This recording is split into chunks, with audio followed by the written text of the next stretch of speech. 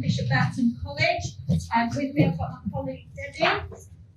There's Chris from Bolton College. Nice. And Balvinda from Burton and South Dulwich. There we go. And so between us we've run a project on developing a reading culture. So I'm just going to go through a little bit about what that is, and then we'll go on to the three separate colleges and what we've done within that. So Bishop Burton College and Riceham College, we have done the Read Anything project, which is aimed to let learners experience the impact of reading on their written communication. And this compromises in three different stages, which we will discuss later on. Bolton Community College, they looked at the Accelerated Reading Project, and they saw the English team work closely with the motor vehicle tutors in dedicated reading, half hours each week, to help learners who struggle with reading. And finally, at Burton and South Derbyshire, they worked with level 1 ESOL learners.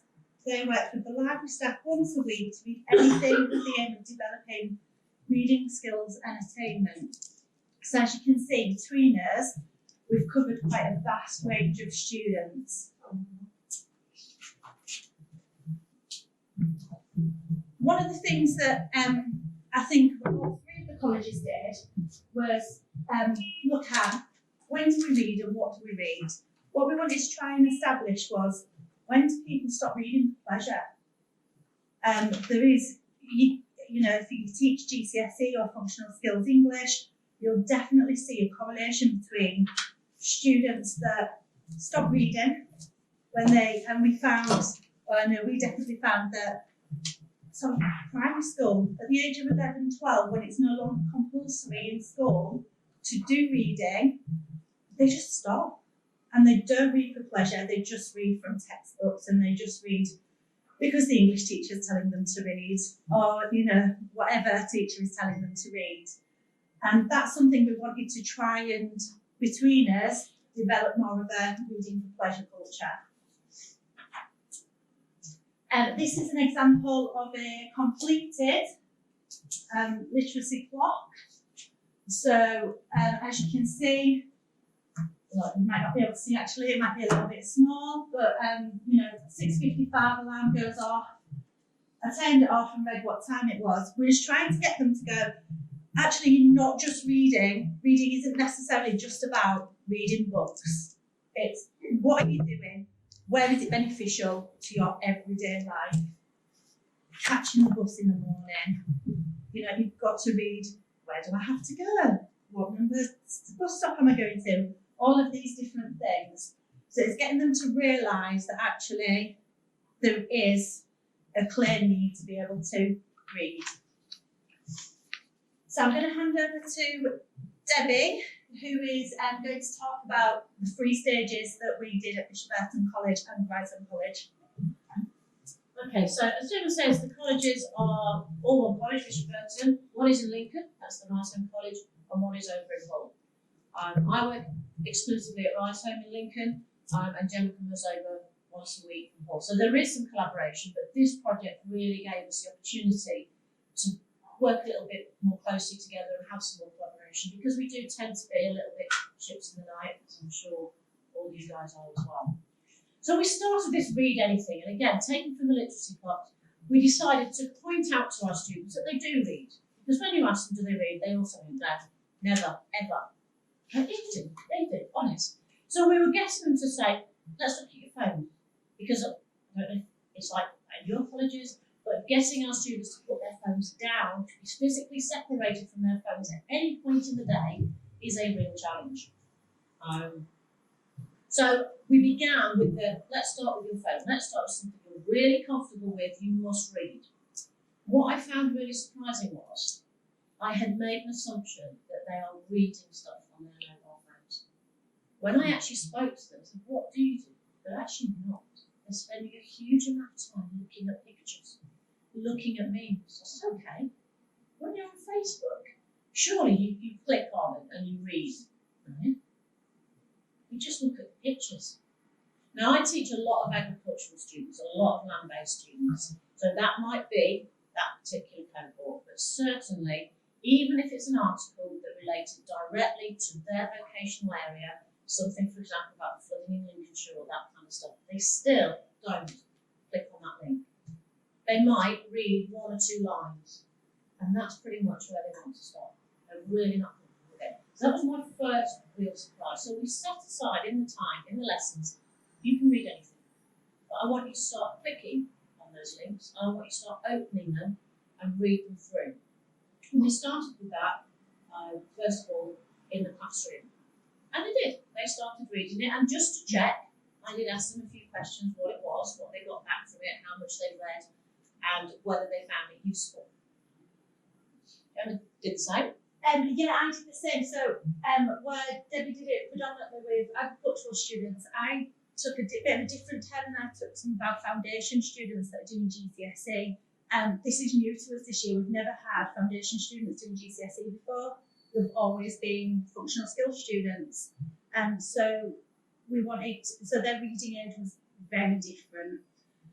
So we wanted to just, again, get them reading. So I had a discussion with my students about, well, what do you read? What was the last thing you actually picked up and read? And a lot of them spoke about books and The Diary of a Wimpy Kid, anything by David Walliams. So it's like, okay, that's how your reading age is, and that's probably what I would have expected from foundation students anyway. Those books are a little bit more fun, but still got that childlike element to them. So that is what we went with at the beginning. I got them to bring a book in that they've maybe had on the bookshelf. A couple of parents said that I spoke to parents, they got involved and said, we'll go and buy them a book, whatever they want. And a lot of them did come back with those like David Walliams, Diary of a Wimpy Kid. I'm like, that's fine. That's where we'll start. I know it's a long way off from what we need them to do for GCSE, but that's where we're going to start. I want them to be reading for fun, basically. So Yeah, because I was dealing with agricultural students, I took a slightly different approach, and we just went down to the library. So we moved down, and we were okay. We're going to take it out of the classrooms. I felt that was really, really important that we took this away from it's not just an English lesson, it's not learning. So we went down to our library. They could choose anything that was in the library, and again, it didn't have to be fiction at all. It could be one of the journals. It could be Farmers Weekly. It could be Tractors United, whatever it was that they wanted to read. And then we took it out. We deliberately took it out of that reading space, and we've got a quiet area, we call it the pod, and we took the books to the pod. And in order to model it for them, both myself and the LSA working with me also took the book out. And again, that was another thing that struck me, actually how hard it was, even as an adult, even as somebody who says, I really want to read, I wish I could read more, I wish I had the time. I had granted myself the time to sit and read a book for pleasure. And at the back of my head the whole time was, I could be getting, I've got this spreadsheet, I've got reports, I've got progression notes. I felt guilty for reading and just sitting and reading 20 minutes in a week.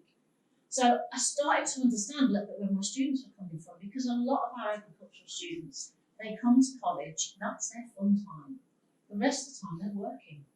They're working 16, 17-hour day shifts. So again, for them to find time to read is a really difficult thing to ask them to do. So once we got through the reading anything, we took a sort of step for a lot of them back into the room, like, right, I'm going to make you actually read an actual book with real pages. And again, they could read absolutely anything, but it had to be in a hard copy, in an actual book, with articles more than a couple of pages long, because I wanted to sort of extend the amount of time that they were having to focus and concentrate on reading. And at this point, I've got to be honest, my hopes went high. I did think the whole thing was going to fall apart. However, students really surprised me. So we did this literature swap, and we moved on to actual books as they were bringing in. And what we found, although they didn't have to pick up the classics, they did go and get a book, and they started to self-organise. So a small group of students made their own impromptu book club. So they all picked the same, with no direction whatsoever for themselves.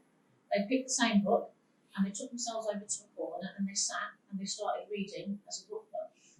Another small group took one book, but then somebody read aloud, which I absolutely didn't expect. There is no way that I thought any of them would have the desire to be heard to read. And it was like story time.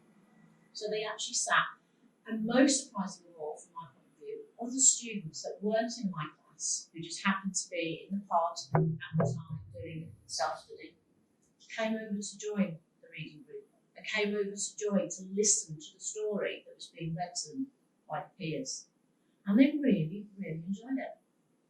And over the next few weeks, that would be the first question when they came into college that week. Are we doing the reading on Thursday? Are we doing the reading?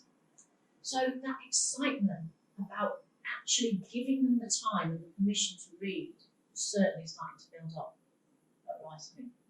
Absolutely. Very similar story over at Bishop with my lower levels. Only we had a discussion about different genres because there was all sort of sticking to the same kind of genre, and I was like, we need to expand on this now. I need to gear you up for what is essentially your GCSE exam.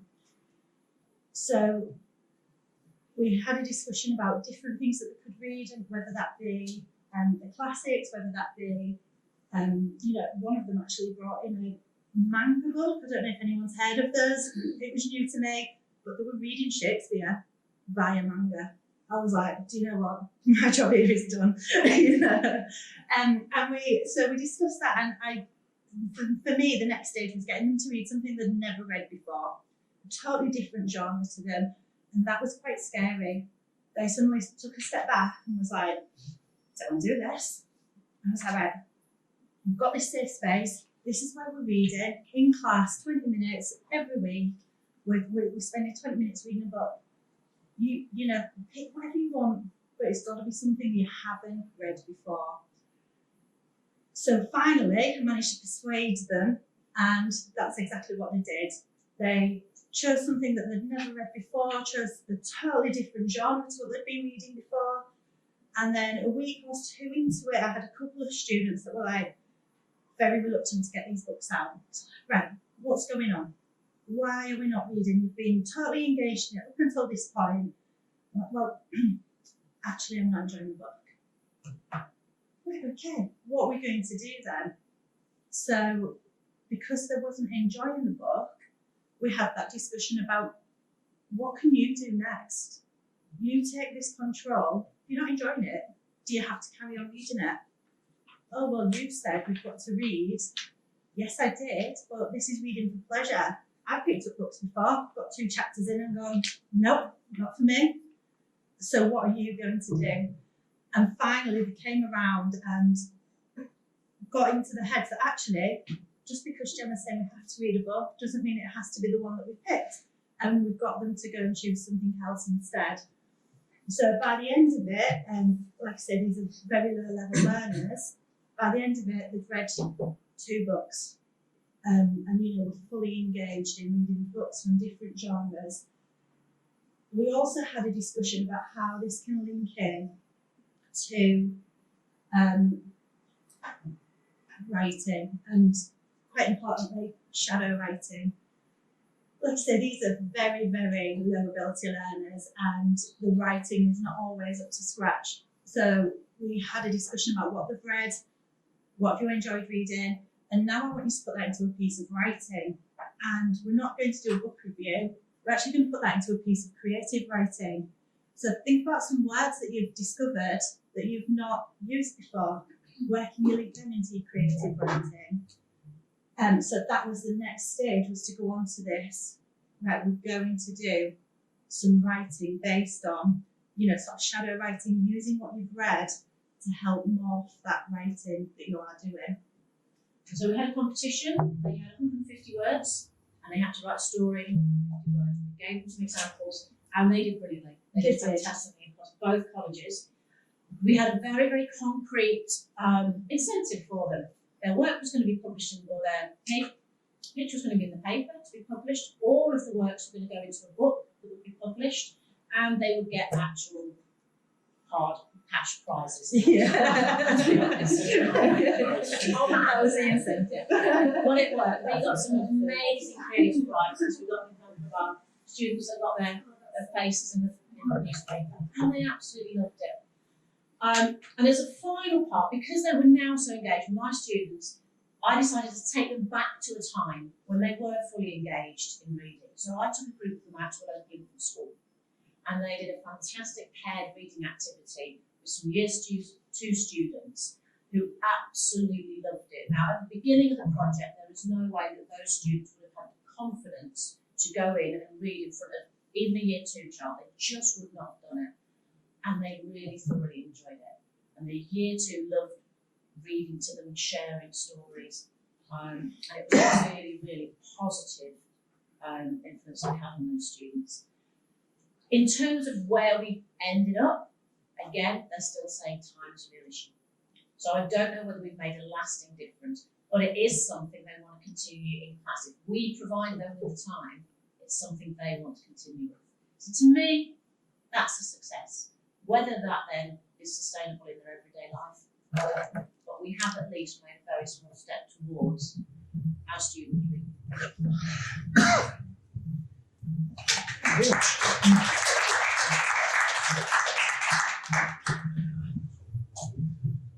Okay, so in Bolton Community College we ran an accelerated reader project. First and foremost, is anyone familiar with accelerated reader? Just check it out. Yeah, there's one chap from the last session, 1, 2. Yeah, I've done it myself before. This is my 3rd year of FE, but I've taught high school and sixth form for 8 years, so I've used it before as a session with primarily Year 7 and 8. And in one school where we tried to push it into Year 9, that's where it hits a sticking point. So naturally I was fascinated with how I was going to engage them in FE, where we are. So we set out to develop a reading culture in vocational students. Now specifically we aimed our pilot programme at motor vehicle and foundation learning like yourselves. And we use this AR software and bespoke time in the library. We bumped it up to 1 hour a week over these 9 to 11 weeks, 9 weeks of actual practice, just to try and embed a habit of reading for fun. It has to be fun. That was the point. So yeah, I was daunted. I didn't want to spoil the library because I like them. I'm an English teacher. I thought they'll enjoy it eventually if I encourage it in the right sort of way. But I also didn't want to spoil libraries because I respect them. I just had this idea of dragging horses to water and then just actually getting so close and then them dying of dehydration as these parched carcasses surrounding them. It's just right there, please enjoy it. So what is Accelerated Reader? It is a program wherein they do a little test to begin with, so that's the beginning of the fun. It ascertains the reading age and it profiles their zone of optimal development, the starting point at which they should try and begin their reading course, in effect. It basically helps profile them so we know what sort of books to aim at them, okay? And that's where myself, one English colleague and the librarian got our heads together and thought, before this even begins as a project, how on earth do we read the minds of students and know what they want to read? Because we've got to spend money on the books. We've spent money on the programs themselves. It's not cheap, Accelerated Reader. I think we've got a good deal. I'm not going to share because I'm not on commission. But it does cost money, so you want to invest it correctly. I think we did a reasonably good job ascertaining, guessing reading ages between 7 and 9 for foundation learning and 11 to 16 for motor vehicle. And we got in a range of texts, manga style texts, anticipated, various comics, abridged versions of not classics, because I thought, no, I'm going to stop banging on that door. I'll just go abridged versions of anything that we've actually got previously in stock, and we'll profile them in a singular bookshelf. This is just for them when we take them in on their 1 hour a week. When you've read a book, you do a little test, and that is where you start to track their progress, their incremental raise in reading age as time goes on. in a short limited period of time, 11 weeks, we were able to get through a few slivers of tones to ascertain some development or not. I'll tell you that at the end. I'll spoil it. To begin with, did a quick little questionnaire of a variety of things. One of the pages through this, we just wanted to, like yourselves, help them appreciate the existence of their reading in their everyday lives. Just the second time I've used this word today, but for a rather perverse reason, I wanted to see what they thought reading was to them, how they used it. Is it fun? How much time do you devote to it? To use reading for revision? It's for exams. That's pretty much the thought plan that came up for all of them. You read so you can pass things. And that, I didn't notice that respectfully enough early on. And my God, it came back and to resonate later on at the end of the course. Another thing I've learned from this day today is the need for pupil voice and to acknowledge it and then very quickly recontextualize it in a way in which they will inculcate it back into their own practice. I might come to that in a minute. But yeah, you read on the toilet, you read on the bus, you read on the bus stop, you read your takeaway on a Friday night, you read all over the place. But fiction? No.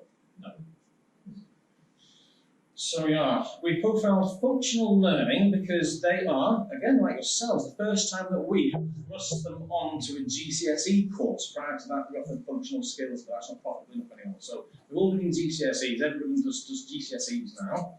And Motor Vehicle 2, again, they are in Bolton, community college, typical of the, perhaps the most underachieving academically speaking, coming from high school. Bolton is a charming northwest post-industrial town, even splits in our college of YPs and adults, and a lion's share of white British, white European, African heritage, rich Asian heritage, very, very even split across us. So we gave them 1 hour a week, and this has become more important to me as this day has gone on. It was in mock time. It was during their time. So as you can imagine, it was interesting getting people on board for this project. Fortunately, we've got 1 or 2 very sympathetic heads of areas who really fancied the end result. That of increased retention, that of more engaged learners, that of more literate learners. And naturally, some of the lecturers in the areas were keen, theoretically speaking, but when it came down to practice, it got increasingly difficult towards the end of the 9 weeks, because they were falling behind, naturally, because this was a new practice, not embedded yet. Anyway, so we got them in for a week. At the beginning, they did a quick start test, got the reading gauge, and from that, we said, right, go and get them. There's some books, colour-coded, that's your colour, there's some books, go and get them all. And obviously, it was fine from that point on, but it wasn't terrific. There were 3 of us doing different things. One of them was in a classroom. We took the books to them, like in prison. One of the tutors was given a very difficult 1 hour slot in the midst of her 24-hour week. So she flew in there, got them in front of books, got them reading, and out again for her next class. I was very lucky. I had an hour of DD time either side of my hour, so I danced around like a clown to engage them and tell them which books might like them. I interviewed them on what sort of interests they have outside their course. Oh, you want to try this one? Oh, right, this one hasn't got a quiz. I'm going to get in trouble. Read that because it's their good. Right. So I'll try to get books into the hands by persuasion. So 3 very different approaches, which would therefore bear 3 very different results. Difficult to measure, but there we go. So once they got their level appropriate book, we asked them to have a little read. They're in the best place possible for reading, this library, with tables and computers and minimal spaces. The best place for them was frankly lying around draped across floors, in corners, or in front of the computer because they're used to having a screen in their face, even though it's not on. It's just the comfort of the idiot box in the corner. That's my parents called it to me when I watched telly too much. So we just like a screen in front of them, I found. Some of them wouldn't get off the phones, despite mild coercion. And I found them, therefore, the most fascinating. And at the end of the book, they did that little test to see how they had developed or not. Right, the main impact of this, I'm leaving all the real results to the end, the real impact of this has been a terrific degree of collaboration with my VOC counterparts.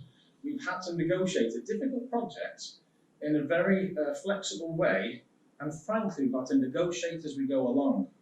So one of the byproducts of this has really, frankly, developed our relationship so that any ongoing project, and I expect this to be so as well, as it on goes, we've already established a relationship by which we can find new ways of growing it. Motivating students has been quite interesting, quite fascinating.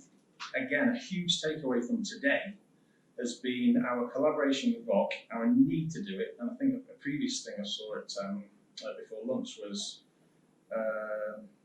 engaging with questions in VOC areas and helping them via English to understand them better. It's going to increase retention, it's going to appreciate and embed the presence of English in the courses. I think that's going to help a little bit more. I've had a lot of chats with the three librarians in developing the range of novels. I say novels. It needs to expand.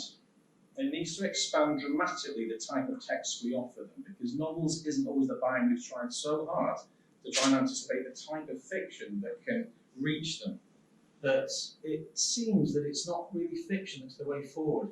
Both areas, vehicle and foundation learning, like the environment, and there were mixed results. Quickly, in green, you can see, if you look at the quick data, some foundation learning has got reading age increases of 2 years. In the space of 2 or 3 tests, their reading age has leapt by 2 or 3.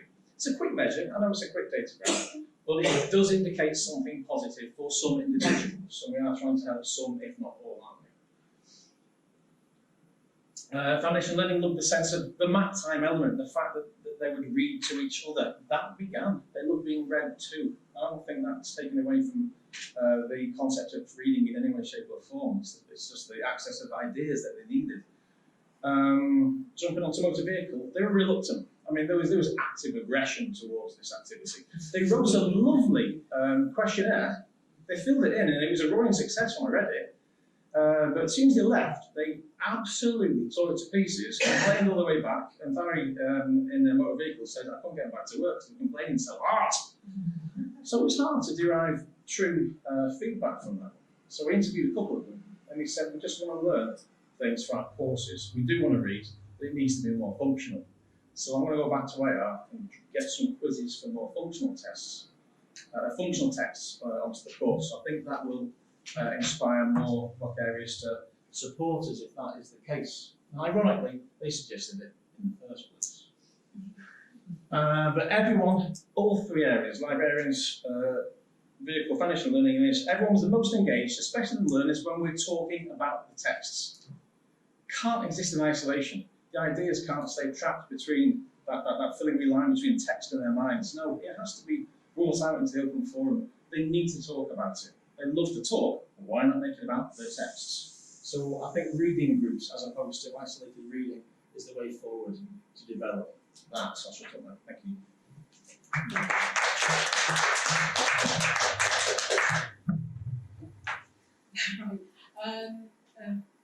I'm Valjean Baines. I'm the librarian from Burton and South Derbyshire College, so not too far from here.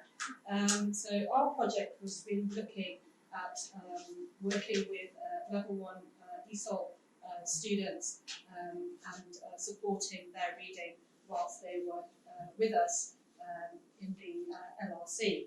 So it was that collaboration there. We actually I spoke with the ESOL team and we discussed which group would work best. We were particularly interested, from my angle, we were particularly interested in working with ESOL because they are, for us, in a library kind of situation, they're kind of like, they do come, but they're kind of like non-traditional kind of groups that would come into like an environment like the LRC, which is not a quiet library. You know, it's quite a big, noisy place, and can be quite daunting. And we see a lot of 16 to 19 year olds, but unless they're kind of like directed, like Chris was saying, into the library for particular tasks. We don't see them sort of coming up on a regular basis. So we chose, working with the ESOL team, we identified one group, which was ESOL level 1, and the aim was really to sort of develop and enhance their reading skills. So we used something which you might have heard of, which is the Reading Agency's Reading Challenge. So it's quite well known, lots and lots of colleges and I think prisons as well, that use that. It's really, really fantastic. Basically it works that you kind of like read 6 things and then you record your reviews in diaries, which our learners really, really love. You know, they like these diaries. But what we wanted to do was, we thought that was great, but we wanted to sort of expand on that and see if we could make it even better. So we're kind of like using the structure of that kind of reading challenge, but see if we can actually really actively promote better reading skills as well. So the ESOL Level 1 group came to us, so that was the idea. So it was going to be 6 weekly sessions. They would come to us and come and visit us in the LRC or in the HE Study Centre, half-hour sessions that we conducted with them, and we looked at different focuses for their actual reading. And that's just a map, really. I think we should have chosen like a bigger map so that the post-it notes don't actually sort of hide everything, but you can see the broad, you know, that they're going across all Eastern Europe, Canary Islands, and into Afghanistan. And they've just written the word library in their own language. So they came to us. So what we decided to do was for each session, make it different, so the focus would be different. So keep it fast. So fiction for the first one, non-fiction for the second, looking at online reading, looking at news items, so that could be like newspapers, etc., and magazines. And we did find that magazines worked really, really well in terms of introducing them into like non-fiction. They were quite, they were well received. And one of the other things that we noticed, like the other groups of speakers have been mentioning, is that learners really do like their phones. You know, they do like to, you know, and I think you're right.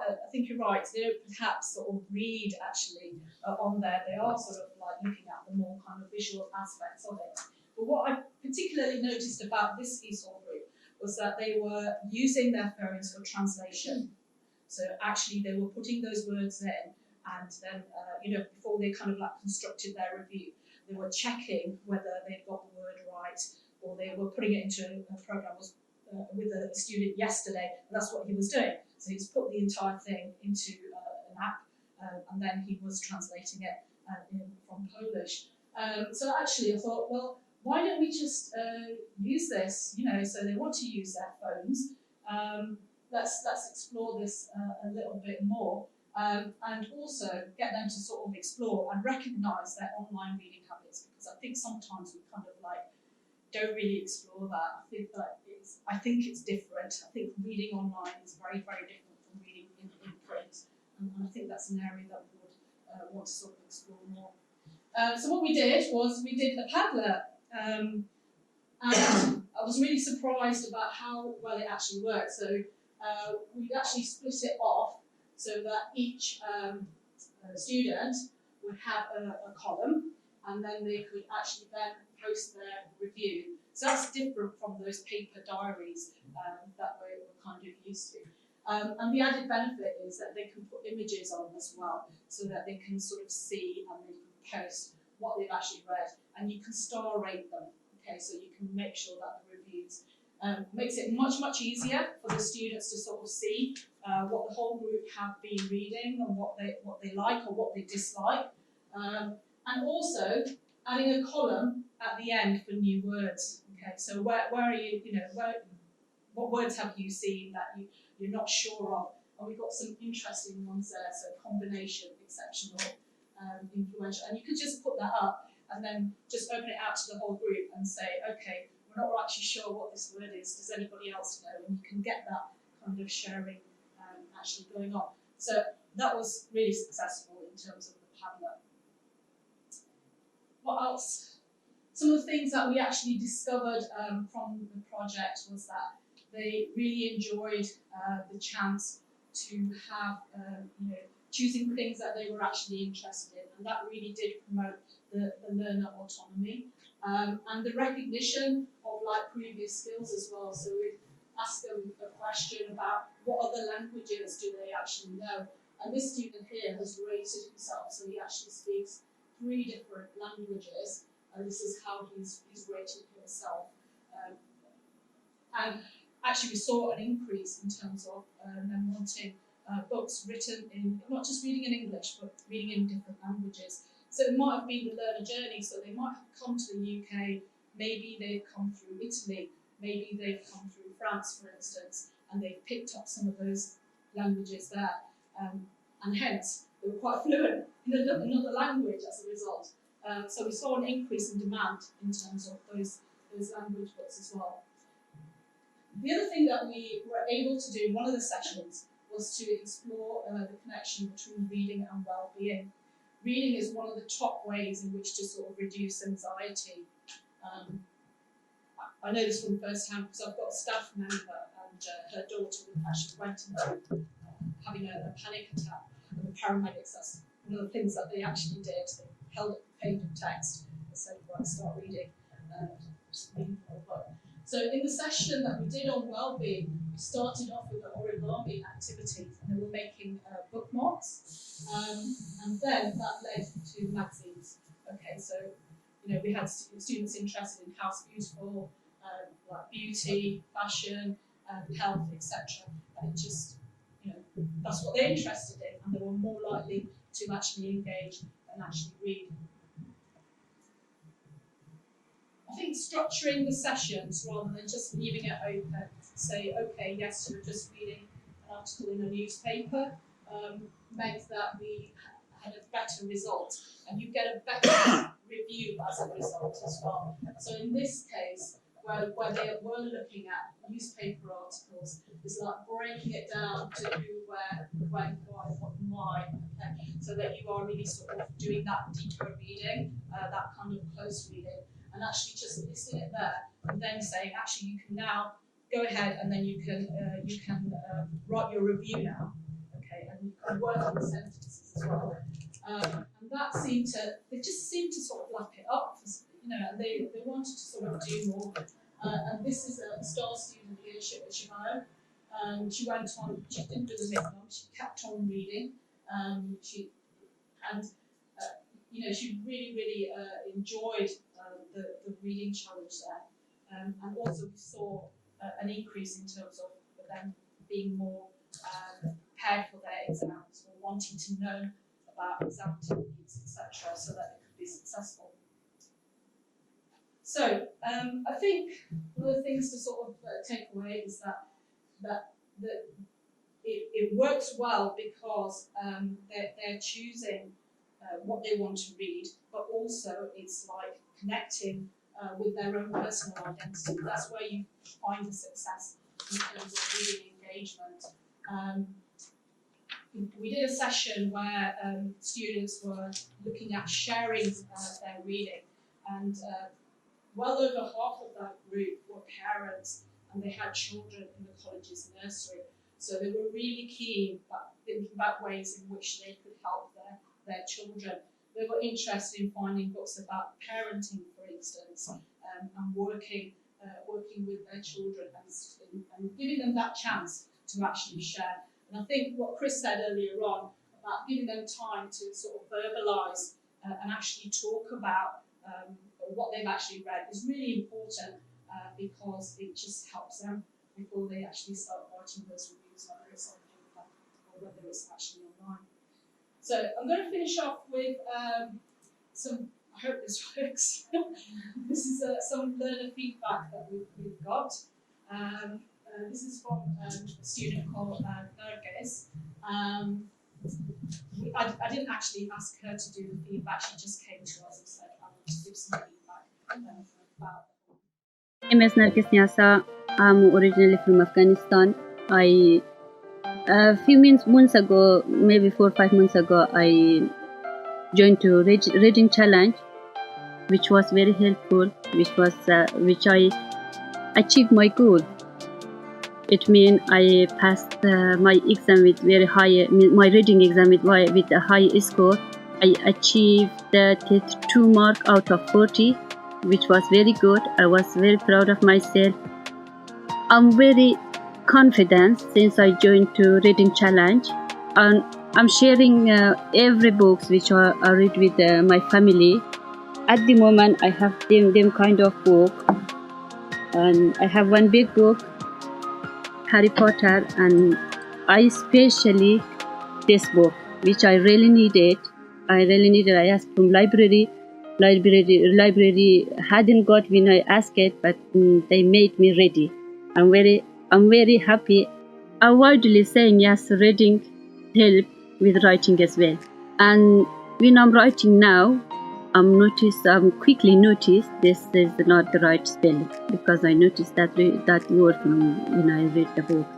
My next step is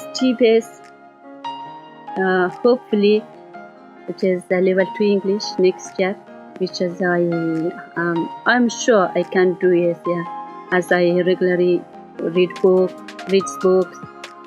and come to the library, do my homework and everything. Yes, I'm 100% I can do it. I recommend reading book. Go to the library for every my friend, as I know in the college. Yes, because it's reading book and library environment is very rare. It's helpful, it is useful, and the staff is very nice. The staff is very helpful. As any problem you have with everything, you have problem reading, writing, with everything, there is a staff to help you. I recommend everybody go to the library, read a lot of books, enjoy yourself. Yeah, thank you very much. Thank you. I think the most important thing about that was that she felt differently about the college, because she started a couple of years ago on an ESOL course. She was just purely coming to the class and then going back home. But because she's coming to a different space in the college, she's feeling much more part of the college community. She goes to the gym. We can't sometimes get our 16 to 19-year-olds to sort of go and make use of the gym at the college, but she's got that much confidence now that she will actually do that. It's been a really, really good project.